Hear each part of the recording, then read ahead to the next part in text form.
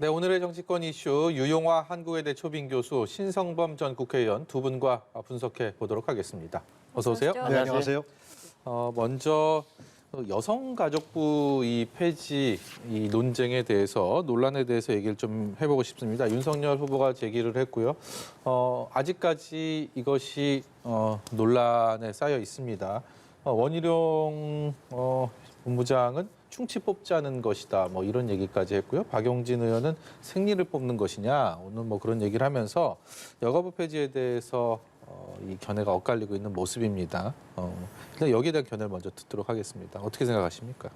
전에는 윤석열 후보가 이제 양성평등부라 그랬다가 이제 바꿔버렸죠. 네. 그래서 일각에서는 이제 뭐 이준석 대표 따라하기 아니냐. 결국은 이제 이렇게 함으로써 굉장히 이건 대선을 앞두고서 이 젠더 갈등에 대한 문제를 한쪽을 편을 들면서 표를 쫓는 행위는 굉장히 위험한 행동이죠. 정치가 이 청년들의 이런 갈등을 남과 여의 갈등을 어떻게 해소할 거고 그 원인은 무엇인지 어떻게 개선시켜 나가야 할지를 제시하고 그것이 그리고 국민 통합으로 나가야 하는 것인데 예. 결국 이대남 이녀 갈등은 근원적인 원인은 결국은 저성장 시대에 좋은 일자리가 없어져 버리고요. 그리고 그 부분에 대한 너무나 그냥 우리가 안타깝고 어떻게 보면 안쓰러운 우리 청년들의 생존적인 경쟁이 남녀 갈등, 젠더 갈등까지 이어졌다 이렇게 우리가 해석할 수밖에 없거든요. 네. 그런데 이것을 예를 들면 이대남 표 얻기다, 뭐 이대여 표 얻기를 위해서 이렇게 한다는 자체는 굉장히 정치의 본래의 기능, 대통령으로서 해야 될 본래의 역할에 굉장히 문제가 심각한 걸로 다가올 수 있다는 겁니다.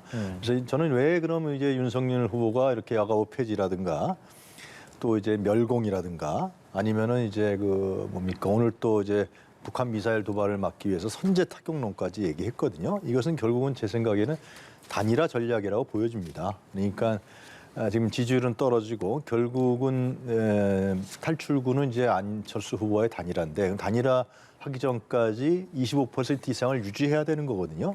그래서 그러기 위해서는 결국은 전통적인 보수층들 예. 그리고 이대남 이러한 층들에게서 자기가 강고한 지지율을 갖고 있어야 단일화 때 유리한 협상 조건을 만들 수 있고 단일화를 통해서 그 이후에는 중도층으로 확장하겠다. 뭐 이러한 선거 전략이 아닌가 싶습니다. 근데 그것이 결국은 그렇게 되면 이제 윤석열의 정치 철학이 무엇이고 국정운영 철학이 무엇이냐.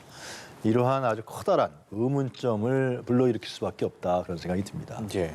신혁께서는 윤석열 후보의 이 같은 선택에 대해서 어떻게 보고 계시는지요?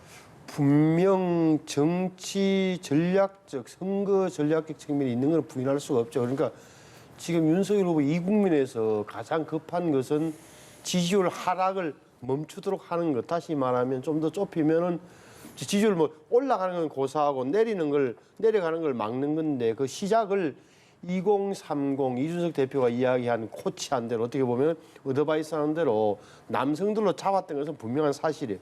그럼에도 불구하고 이게 왜 그러면은 이렇게 됐느냐 하는 문제에 있어서 좀 더 다르게 봐야 되는 게 그냥 남녀 갈등을 부추기지 마세요. 젠더 갈등을 유발할 수 있는 언행은 정치인들이 하지 말아야 됩니다라는 것은 너무 원론적인 이야기예요. 지금 이 국민에서. 왜냐하면은 특히 이 20대 남자들 입장에서 볼 때는 첫째는 여성가족부 자체가 잘못하는 바람에 이런 폐지론 내지는 약화론 또는 역할 재점검론에 나올 수밖에 없는 자초한 측면이 분명히 있는 거예요. 여성 문제 생길 때마다 제대로 대응도 못한다든지 오히려 남녀 갈등의 페미니즘 쪽의 기운 그런 정책을 정부 정책으로 펴는 데 가장 앞장서온 부서 이렇게 돼 있단 말이에요. 또한 20대 남성 입장에서는 경쟁도 여성과의 경쟁도 있지만 군대 갔다 오는 이런 문제에 대해서 불만이 누적됐고 이 정부가 문재인 정부가 특히나 오히려 결과적으로는 불공정을 야기했다는 불만을 짙게 가지고 있단 말이에요. 이런 상황에서 정치인들에게 젠더 갈등 유발하면 안 됩니다라는 하나마나한 도덕률을 제시하는 것은 그거는 답이 아니다. 솔루션이 아니다. 제가 볼 대안이 아니다. 그래서 과감하게 어떻게 보면 윤석열 후보가 뭐 어떻게 보면 한쪽을 포기하는 듯한 느낌으로 제시한 거죠. 여성가족 폐지를. 그래서 저는 지금 국민에서는 약간 정치적 측면이 있지만 어떻게 보면 합리적인 좀 선택이었다고 보는 거고 이게 근데 계속적으로 이렇게 이어질 수 있느냐 이 문제를 가지고 젠더 갈등 문제를 정치적으로 계속 끌고 가면 안 되는 거고 또 다른 오늘 뭐 윤석열 후보도 발표를 했습니다만 저런 여성과 남성 그리고 가족과 이런 종합적으로 다룰 수 있는 정부 부처를 신설한다든 이런 보완은 필요한 거죠. 네, 어떤 속내를 어떤 전략을 갖고 있는지는 후보 자신만이 알겠지만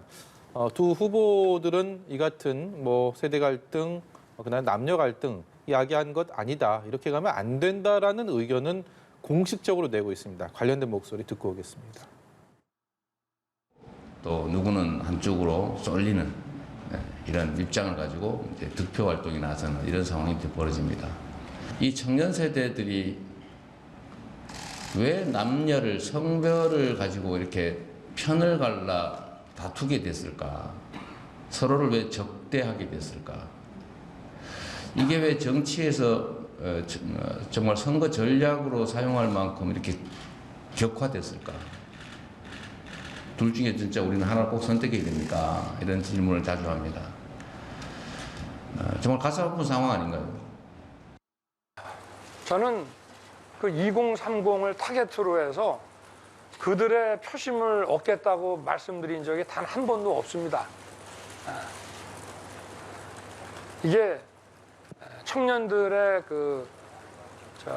어떤 정상적이고 원만한 그 사회 진입을 위해서 그 양질의 지속 가능한 일자리 창출이 중요하다고 말씀드린 것은 그거는 딱 청년층을 그 대상으로 한 것이 아니라 그들의 그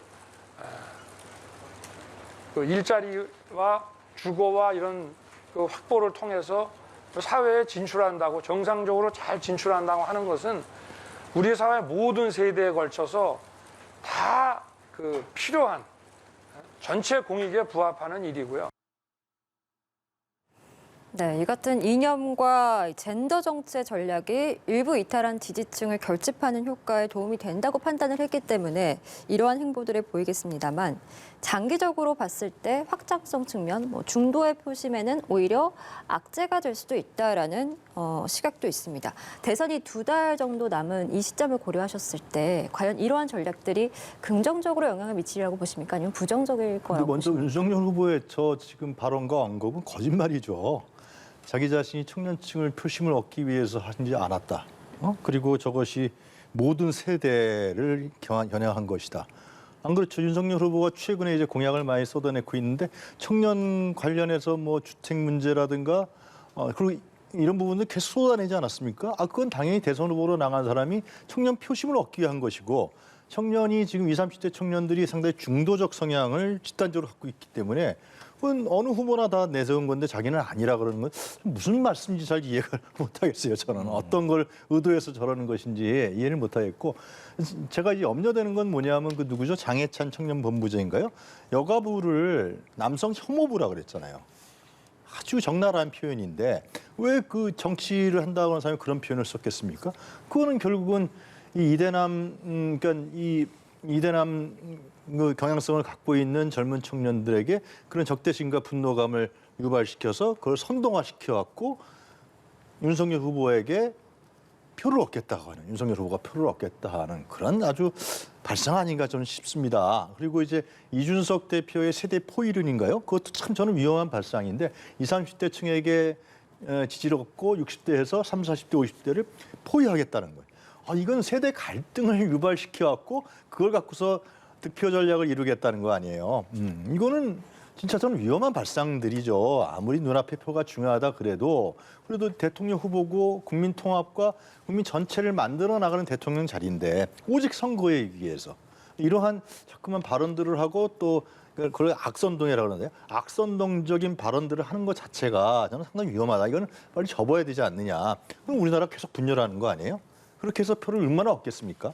예. 그럼 뭐 25%, 30% 정도 없겠죠. 그래서 단일화해갖고 어떻게 유리한 고지를 가져가겠다. 뭐 그러한 생각이 아닌가 싶습니다. 예, 윤 후보의 이런 행보를 이제 계속해서 아무래도 장기적으로 봤을 때 안철수 후보와의 단일화를 노린 노림수다라는 평가를 해주고 계신데 그에 대해서는 어떻게 이 보시는지? 문제와 안철수와의 단일화는 뭐 직접 연결되질 않죠. 이제 다만 이제 제가 항상 지금 말씀드렸다시피 지금 국면, 지금 윤석열 후보의 가장 큰 급한 임무는 급한 건 뭐겠어요? 그러니까 지지율 하락세를 멈추는 거다. 그래서 그 시작점을 2030으로 잡은 것은 제가 짐작해도 그런 정치적으로는 합리적인 선택이었다고 보는 거예요. 옳고 그름을 떠나서 예. 효과가 있을지 없을지 모르겠어요. 근데 또 하나는 유심히 보셔야 될 게 앞서 이재명 후보가 청년 세대들이 왜 남녀 성비를 갖고 편을 갈라 다투게 됐을까? 왜 정치에서 선거 전략으로 사용한 걸 갈등이 격화됐을까? 이 문제에 대해서 이 심각도를 몰랐던 거예요. 그래서 말씀드리지만 이 문제는 단순한 남녀, 그러니까 어른들이 나서서 남녀 간에 잘 지내세요. 젠더 갈등 이용하면 안 돼요라는 원론적인 이야기할 시점이 지났다니까요. 그런 말씀 이건 오래됐고 민감하고 누적된 모순에 나타난 거예요. 그래서 20대 남자들이 왜 남성들 젊은 청년들이 저렇게까지 돌아선지에 대한 깊은 천착이 없는 거예요. 이 문제에 천착했던 유일한 정치인은 이준석 대표예요. 그래서 이준석 대표가 뭐라고 하면 이거 복요리입니다. 복요리. 뭐 독이 들어가 있잖아요. 잘못 건드면 큰일 난다는 이야기를 했었는데 그게 이재명 후보가 이걸 잘못 건드렸잖아요. 왜?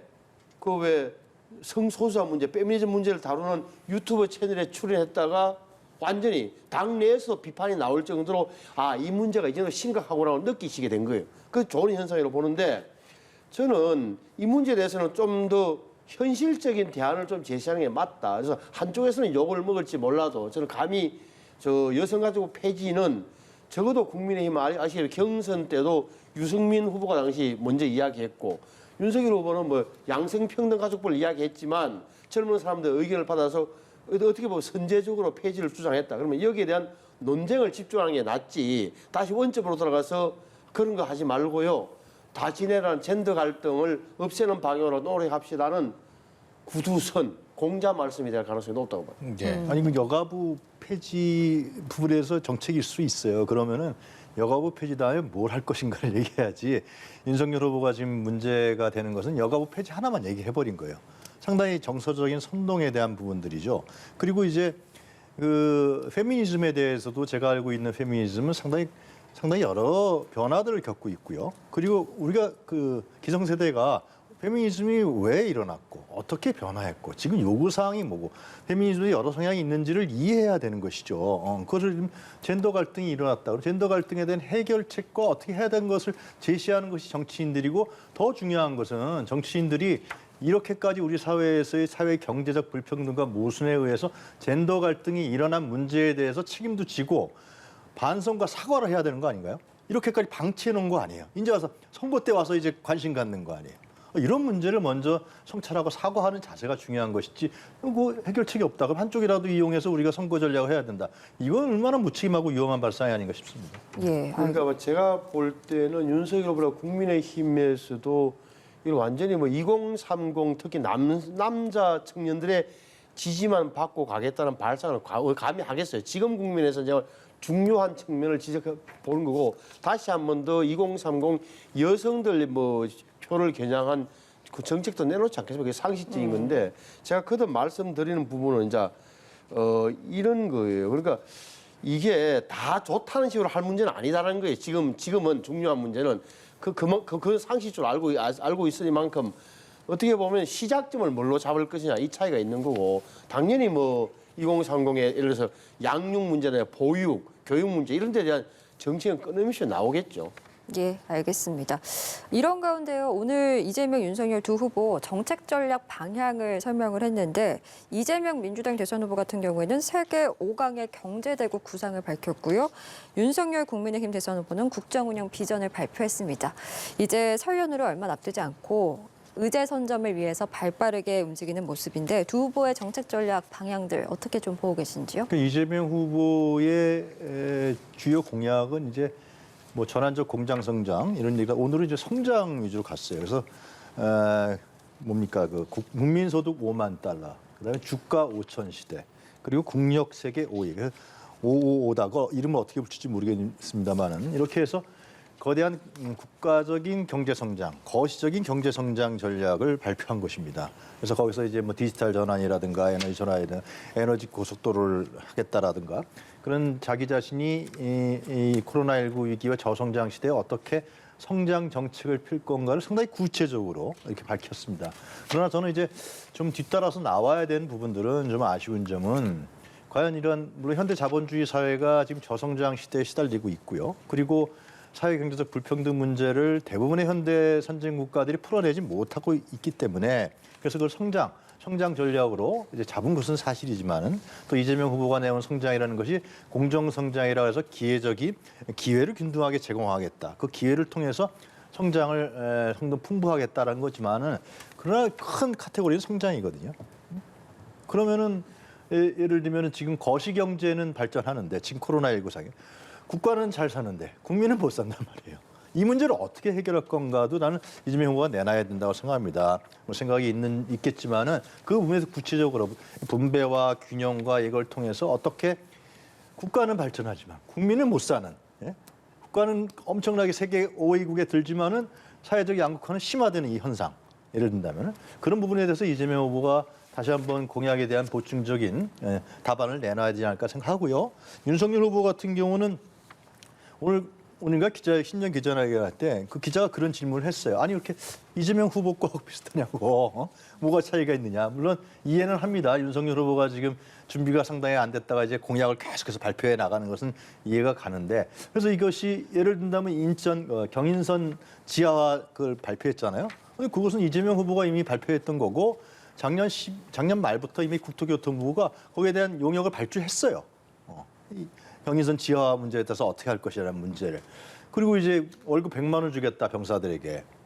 200만 원 주겠다. 그러면 이제 지금 거기에 대한 재정 문제 또 거기에 따른 군무원, 하사, 상사들과의 또 균형성에 대한 문제가 있고 또 이제 출산하면 100만 원씩 1년 동안 주겠다. 그럼 재정은 어떻게 할 것이냐? 그러면 출산율이 높아질 것이냐? 출산율 문제는 그게 아니잖아요, 실제로. 이 사회적인 문제하고 다 그러니까 보육 문제라든가 이후에 결혼했을 때의 사회적 복지 부분이 제공되지 않으니까 젊은 청년들이 지금 결혼도 안 하는 거고 출산도 안 하는 거잖아요. 그래서 좀 윤석열 후보의 공약은 좀 하여튼 좀 급하게 상당히 이미지성으로, 이벤트성으로 누가 했던 간에 정부에서 입안했던 간에 이런 걸 자꾸만 내놓는 거 아니냐. 그래서 상당히 불안한 심정을 보고 있습니다. 예, 어떻게 평가하시는지요? 두 후보 모두 그나마 이제 개인적인 각 개인의 문제에서 벗어나서 정책 경쟁으로 들어가는 대목은 저는 우선 좋다, 잘 됐다는 평가를 먼저 높은 평가를 드리고 싶고요. 무엇보다도 이재명 후보는 상당히 뭐랄까 네이밍 어떻게 보면 이름을 잘 짓는다. 555 성장 말씀하신 대로 코스피 5천, 뭐 국민소득 5만, 국력 555 좋은데 다 좋아요. 저는 뭐 아주 좋다고 보고. 근데 이제 이게 현실성 문제는 나중에 이야기. 지금은 정확하게 말하면 비전을 발표하는 거예요. 내가 이런 생각이 가지고 있습니다. 이렇게 공약은 아니에요. 공약이라 하면 how to 이렇게 어떻게 하겠다에 포함한 게 공약이나 아니 공약 아니다. 좋다. 다만 이제 이명박 대통령이 들고 나왔던 후보 시에 들고 나온 747과 유사하다. 이재명 후보의 5는 왜냐하면 이것도 역시 도달해야 될 지점 내지는 목표를 비전을 제시하는 거기 때문에 유사하다. 뭐 본인은 싫어하시겠습니다만 그런 생각이 들고 무엇보다 코스피 지수 이런 건 5천은 제가 쭉 관찰한 데는 이재명 후보가 계속적으로 주식 투자자에 대한 비상한 관심과 이 쏟는 걸로 봐서는 굉장히 좀 의미 있게 던지신 것 같은데 지금은 3천에서 5천을 어떻게 만들겠다는 건지 이런 문제다 다시 공약으로 제시됐으면 좋겠다는 말씀드리고 또 디지털 100만 인재 양성 이게 제기에는 아주 오래전에 들은 단어잖아요. 이게 국민의힘의 경선 과정에서 유승민 전 의원이 들고 나왔던 디지털 인재 100만 명 이거 똑같더라고요. 이게 정부가 교육에서부터 취업까지 책임지겠다. 인재 100만 명을 만들어내겠다. 뭐 다 좋아요. 저는 뭐 좋은 정책을 잘했으면 좋겠고 윤석열 후보는 새로 어떻게 보면 지금까지 쭉 총체적인 걸 안 밝혔다가 오늘 처음으로 신년 기자회견에서 나름 이 시국을 어떻게 보고 있는지를 밝힌 거죠. 예를 들어서 대한민국이 직면한 맞닥뜨린 세 가지 도전이 있습니다. 코로나19, 저성장, 저출산, 양극화 심화, 또 자유민주주의 시장 경제가 위기가 이 세계의 위기를 우리가 직면하고 있다. 여기에 대해서 어떻게 하겠다. 뭐 구체적으로 제가 하나하나 말씀 못 드리겠지만 제 눈에 띈 것은 코로나 피해를 입은 자영업자들을 구제하기 위해서 임대료 나눔제를 하겠다. 예를 들어서 임대인과 임차인, 집주인과 가게주인과 임차인, 새 들어 사는 사람, 또 국가 3분의 1씩 분담하겠다는 부분이 눈에 띄었고, 또 하나는 아기를 놓으면 한 달에 100만 원씩, 1,200만 원의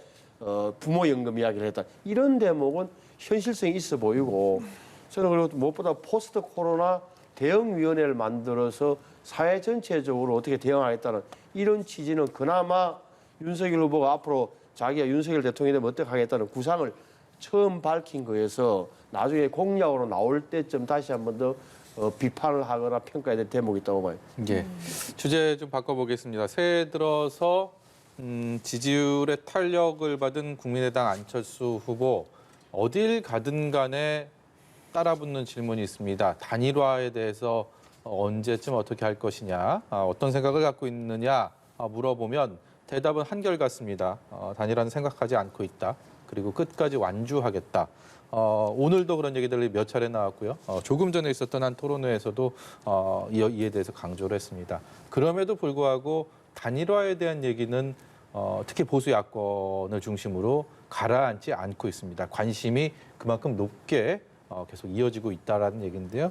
안철수 후보의 이런 부인 그리고 그럼에도 불구하고 단일화 얘기가 나오는 이 상황 어떻게 진단하십니까? 안철수 후보는 단일화하고 싶지 않겠죠. 20% 30% 지지율이 나와서 자기가 1대1 구도로 가고 싶은 게 아마 안철수의 꿈이라고 생각합니다, 저는. 근데 이제 안철수 후보가 이번 세 번째 대선을 도전하는 거거든요. 그래서 이번에 소기의 성과를 얻어내지 못하면 다음 대선에도 혹시나, 물론 될 수도 있지만, 대통령이 될 수도 있겠지만은 다음 대선에 과연 정치인으로서 생존이 가능하냐, 이런 문제도 본인으로서 상당히 고민이 될 겁니다. 그러나 지금의 현재 상황을 봤을 때는 지금 앵커께서 말씀하신 대로 보수 야권에서 계속 단일화 압박을 넣고 있죠. 어떻게 하든 간에 윤석열 후보가 25에서 30%를 유지해 나가면서 단일화를 하게 되면은 안철수가 갖고 있는 표에서 시너지 효과와 컨벤션 효과를 통해서 1대1 대결 구도하면 이길 수도 있다. 뭐 이런 시나리오 아니겠어요, 결국은. 그런데 그렇기 때문에 저는 안철수 후보도 어쩔 수 없이 저는 쫓아갈 거라 보여집니다. 보수 야권을 중심으로 하는 여론이라든가 또 어떤 언론이라든가 이런 곳에서 계속해서 단일화 압박을 누를 것이고, 그럼 안철수 후보는 단일화를 할 수밖에 없는. 그러나 이제 어떤 조건에서 하느냐, 이 부분이 이제 이 디테일 갖고 굉장히 옥신각신하겠죠. 그래서 이제 저는 두 후보가 그러한 막다른 골목에 가고 있다, 결국은. 물론 제가 누가 이길 거라고 예상은 못하겠지만 그런 형국으로 가고 있고, 또 보수 야권의 여론도 그렇게 여론 몰이를 하고 있다.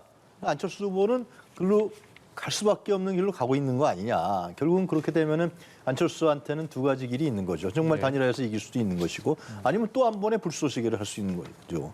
안철수 후보가 다른 선택지가 있다면 이제 이재명 후보가 제안한 연합정부론에 참여하는 것인데, 이 문제는 아마 상당히 큰 진폭으로 갈 거고요. 그리고 이제 여론조사 기관에서 계속해서 단일화 여론조사 할 거고, 아마 2월 가서야 이 문제가 결정나지 않겠냐, 그런 생각이 듭니다. 예, 여론을 쫓아가서 결국에는 단일화가 될 수밖에 없을 것이다라고 전망해 주셨는데, 뭐 현재로서는 안철수 후보도 그렇고 윤석열 후보도 단일화와 관련해서는 국민들의 판단할 문제다라면서 일단은 말을 아끼고 있는 상황입니다. 만약에 야권 단일화 없이 사자 구도로 간다라고 가정을 해보면 정권 교체가 가능하리라고 보십니까? 참 답하기 어려운 문제죠. 왜냐하면 지금의 지지율을 봐서는 2020여 년도 들어서 신년 들어서 나타났던 여론조사의 일반적인 특징은 윤석열 후보의 하락이었고 안철수 후보의 앙등이었잖아요. 높게. 그런데 그 똑같은 표현하면은 단일화 안 하면 야당이 질 것 같은 게 지금의 현재 상황이에요. 하지만 어떻게 변할지 몰라요. 그런데 지금 상황을 전제로 하고 놓고 보면 야권이 단일화 안 하면 필패 구도로 갈 것이라는 게 일반적 관측이잖아요. 그럼 누가 양보를 하고 누가 할 것이냐. 결론부터 이야기하면 다음 주 정도에 저는 여론조사 결과에 따라서 많이 달라질 것 같다. 지금 안철수 후보가 이야기하는 부분은 자기가 야권 후보 단일 후보가 될 가능성을 만들어내기 위해서 계속적으로 이야기하는 게, 내가 후보가 되는 게 윤석열 후보가 야권 단일 후보 되는 것보다 이재명 후보가 많이 이긴다는 여론조사 결과를 계속적으로 전파하고 싶어 하는 대목인 거고, 윤석열 후보 입장에서는 좀 더 시간을 끌어서 지금 지지율 하락을 멈춘 다음에 이번 주나 이번 주말쯤 다시 지지율이 올라가게 되면 정통적인 지지자층, 국민의힘 지지자층이 뭉치게 되면 훨씬 더 안철수 후보는 지금보다는 15% 이하로 깔아앉게 될 것이다. 그렇게 되면 단일화를 하더라도 윤석열 후보나 국민의힘이 주도권을 쥐게 되는 이 대목이 가장 눈여겨봐야 될 대목이에요. 그러면 결국은 어떻게 될 것 같냐. 저는 조금 비관적인 전망도 좀 할 수밖에 없는 처지인 게 지금 윤석열 후보나 국민의힘이 전거, 그게 모델로 볼 수 있는 게 작년 4월 달에 서울시장 선거밖에 없어요. 그 선거에서 당시에 안철수 후보는 타이밍을 잘못 잡고 놓치는 바람에 끌려 들어가서 졌다고 판단할 테고 국민의힘은 그나마 김종인 위원장의 일사불란한 지휘하에 끝까지 버텨서 이겼다고 볼 겁니다. 그렇게 되면 남는 거는 예를 들어서 단일화를 언제 어느 시점에서 논의를 시작할 것이냐, 논의 과정에서 단일화 방법은 뭐냐, 여론조사를 할 것이냐, 정치 협상을 통해서 할 것이냐. 여론조사를 하게 되면 다시 한 번 더 원점으로 돌아가서 정의당과 민주당의 지지자층들을 빼고 할 것이냐 말 것이냐, 이런 문제로 계속 치환되면서 굉장한 혼란을 겪게 될 거다. 그 대목에서 적어도 정권 교체를 바라는 많은 야당 지지자들의 인내심이 바닥이 나고 화가 나게 될 텐데, 여론의 압박도 심하고, 그걸 어느 쪽에서 안철수 후보든 윤석열 후보든 어느 한쪽에서 어떻게 받아들일까, 이 대목이 저는 불안하게 느껴져요. 예, 민주당에서는 송영길 대표가 한 얼마 전까지는 계속 러브콜을 던졌습니다. 지금 이 상황에서는 이제는 좀 어렵다라는 판단이 선 걸까요? 계속 공세를 가하고 있는데요. 그러니까 이제 그 정권 교체라는 부분 때문에 그런 것이죠. 그러니까 정권 교체로 계속 압박을 가하고 있는 거 아니겠습니까? 저는 안철수 후보에게 압박을 가하고 있다고 보여져요. 근데 안철수 후보가 정말 그걸 견딜 것인지, 아니면 여론 단일화 할 경우에 자기한테 유리한 협상 고지 속에서 여론조사 할 것인지, 상당히 안철수 후보 입장에서는 딜레마인데, 근데 그 정권 교체라는 것이 과연 누굴 위한 정권 교체라는 걸 좀 물어보지 않을 수가 없어요. 윤석열 후보도 그렇고 안철수 후보도 그렇고 정권 교체의 내용이 없어요. 제가 봤을 때 특별한 이슈가 없잖아요. 그냥 정권 교체, 올리 정권 교체거든요. 그래서 그렇게 해서 단일화했을 때 시너지 효과가 날 것이냐 아닐 것이냐 의문인 것이고, 그럼 정권 교체 이후에 새로운 세상이 무엇이냐라는 것을 두 사람이 정책 내용을 내놓고서 이렇게 해서 우리 단일화할 필요성이 있다는 설득을 해야 되는 건데, 이게 내용이 없다라는 생각이 첫 번째 들고요. 그럴 경우에 과연 이제 민주당 입장에 봤을 때는 지금 앵커께서 말씀하신 대로 그쪽이 단일화할 경우는 분명히 시너지 효과가 나타나겠죠. 그러면은 그 파고가 어떻게 될지 알 수가 없는 측면이 있죠. 그것이 부정적으로 나타날 수도 있고 긍정적으로 나타날 수도 있고요. 그래서 결국은 지금 이재명 후보가 어떻게 지금 차곡차곡 올라가고 있는 지지율을 40% 이상, 한 43%까지 끌어올리면 상당히 전 최대치라가 될 거라 생각해요. 그것을 올리느냐가 이재명 후보한테는 제일 중요한 또 관건이 될 것 같습니다. 예. 오늘 말씀은 저희 여기까지 듣도록 하겠습니다. 유용화 한국외대 초빙 교수, 신성범 전 의원과 함께했습니다. 오늘 말씀 고맙습니다. 고맙습니다.